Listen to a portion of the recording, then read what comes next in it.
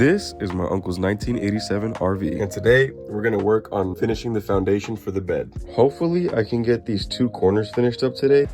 So that way we have a good foundation and we can actually lay a nicer piece of wood on top of all of it so it'll look brand new again. We're not looking for perfection today anyways, because those two cushions go on top of there and on top of a new piece of wood. If you follow the series, then you know yesterday we made some lines into the wood that we need to cut, so let's buy a saw. We're back at the store and I ended up going with the Husky Junior Hacksaw. And while I was there, I ended up getting some gloves, all for around 21 bucks.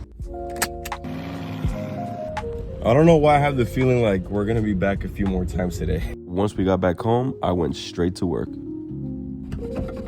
I didn't really think this through, did I?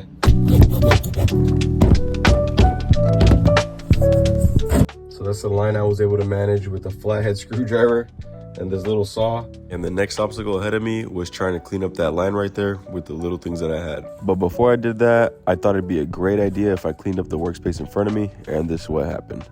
Oh my God, piece of shit. And after one extra cleanup later, we were back to work. So once I get a saw to cut this uneven piece of wood out, this is gonna fit right here. This is enough space to put some trim that's gonna connect with this piece of trim, which is ultimately gonna be supporting the beam that's gonna go right there. And once my dad got home from work, he helped me mark out some lines for the cuts that we needed to make that I think OSHA would appreciate.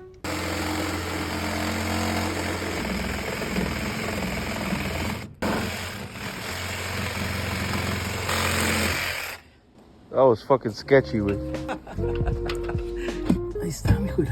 Nice. Some other sketchy cuts later, and we were able to get both pieces installed from the outside in. Voila!